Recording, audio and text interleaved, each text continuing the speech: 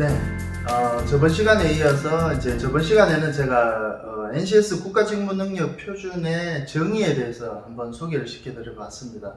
자, 그럼 정의는 말 그대로 어떤 사전에 나오는 사전적인 의미를 포함하고 있으나, 지금 제가 말씀드리는 거는 이 품질경영 L3가 산업 현장에 도대체 이 과목 자체를 어디에 적용이 되는지에 대해서 여러분들이 안다면 좀 더 이 자격에 대해서 이해를 하기 때문에 이번에는 그 부분에 대해서 좀 말씀드리도록 하겠습니다.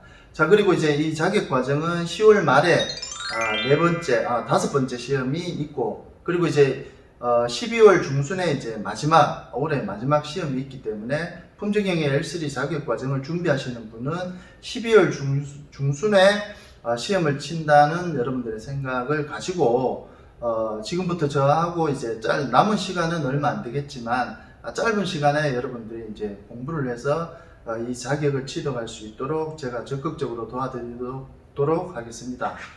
자, 먼저 제가 산업 현장에 흔히 말하는 공장이라는 어떤 표현을 제가 잠시 하겠습니다. 자, 산업 현장은 이렇게 공장에서 여러 가지 어떤 설비들이 존재를 합니다.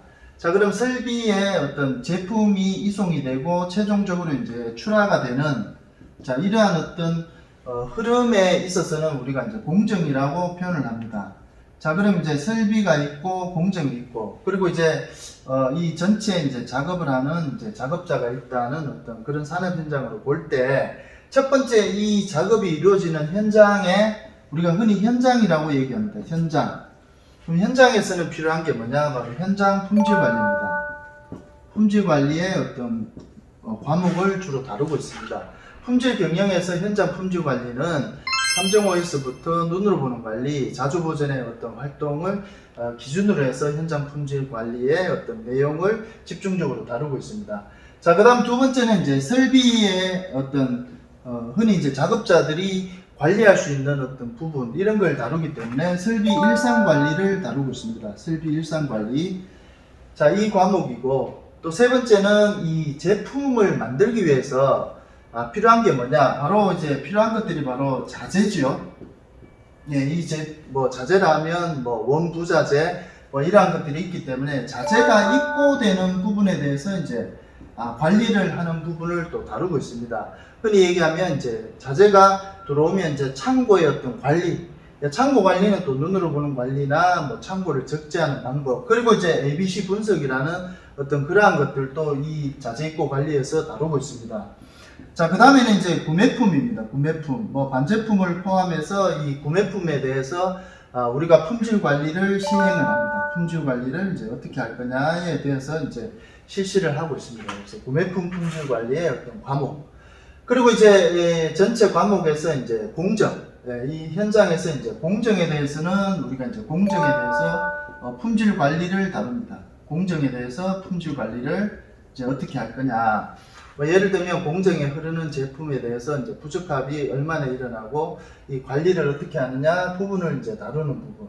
그리고 이 산업 현장에 있어서 어떤 표준화를 많이 다루고 있습니다. 표준화라는 거는 회사에 작업을 하는 데 있어서 작업의 표준, 그리고 기타 부적합품에 대해서 어떻게 관리를 하는 어떤 여러 가지 어떤 표준을 다루고 있습니다. 규정, 규칙, 어떤 사내의 어떤 ISO 인증을 기준으로 해서 모든 어떤 표준화를 관리한다 해서 사내 표준화의 어떤 과목을 다루고 있습니다.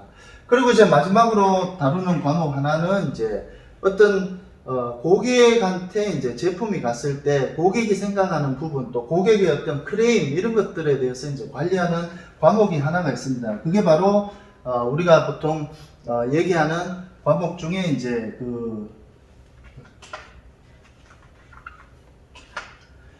지속적 개선 활동이라고 합니다. 네.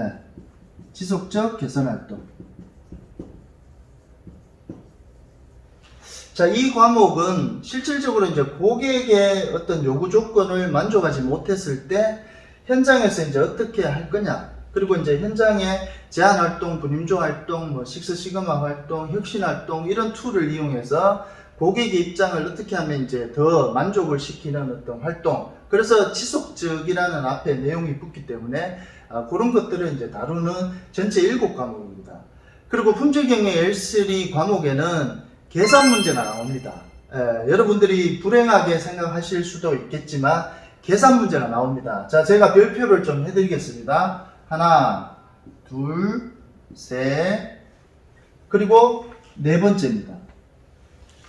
자, 이 네 과목에 대해서 계산 문제가 나오는데, 사실 이제 가장 이제 여러분들이 이제 어려워하시는 과목 중에 하나가 바로 공정품질관리, 그리고 구매품 품질관리에 대해서 대단히 어려워하고, 어떤 계산에 대해서 평가나 이렇게 제가 학습을 시켜보면 이 두 가지 부분에 대해서 굉장히 어려워합니다.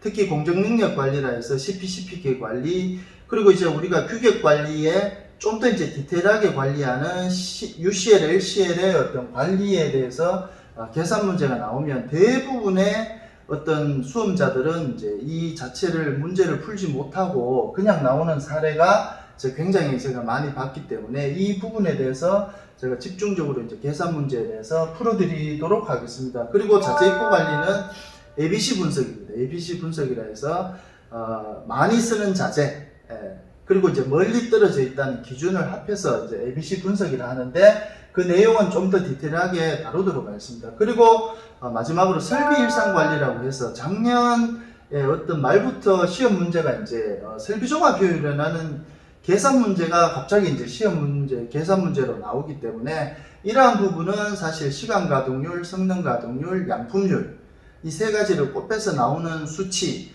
그 어떤 효율의 어떤 부분을 다루기 때문에 이 내용은 크게 어렵지는 않습니다. 그래서 간단하게 제가 6대 로스에 대해서 어떻게 하면 설비종합 효율로 이어지는 그 과정에 대해서 차츰 진행을 하면서 전달을 해 드리도록 하고, 전체 컨셉에 대해서는 여러분들이 이제 7개 필수 능력 단위에 계산 문제가 4개가 나오고 이 7개 필수 능력 단위 중에 5개를 합격하셔야 됩니다. 그래야 이 자격을 취득하고 또 60점 이상을 맡아야 됩니다. 그러면 이 계산 문제가 여러분들은 아마 이건 포기해야 되겠다라고 생각하지만 계산 문제가 나오는 게 주로 이제 50점, 40점에서 50점이 나오기 때문에 자 60점 합격인데 40점, 50점을 포기한다고 하면 떨어졌다고 해도 과언이 아니겠죠. 그래서 계산 문제는 여러분들이 반드시 하나, 둘, 셋, 4개 역으로 생각하면 계산 문제를 제대로 풀어버리면 오히려 이 과목은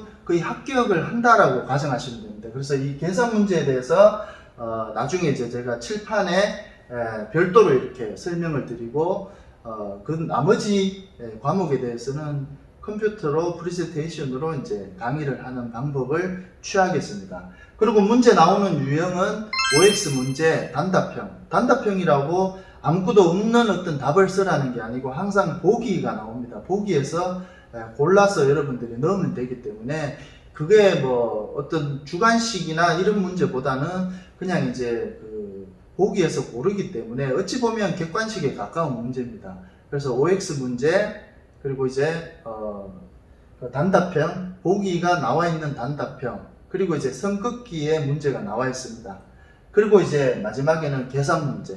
이렇게 해서 품질경영 L3는 거의 이 유형의 문제로 다 나오기 때문에 여러분들은 크게 이 과정이 어렵다, 이 학습이 되게 어렵다 보다는 제 수업을 지속적으로 듣고 12월 중순의 어떤 시점을 향해서 계속적으로 이제 여러분들이 저하고 학습을 한다면 이 품질경영 L3 자격은 충분히 이제 습득을 하리라고 생각합니다. 그래서 앞으로 자주 여러분들하고 또 만날 수 있도록 제가 이제 자주 올리는 어떤 그런 방법을 통해서 여러분들하고 같이 만날 수 있게 되겠습니다.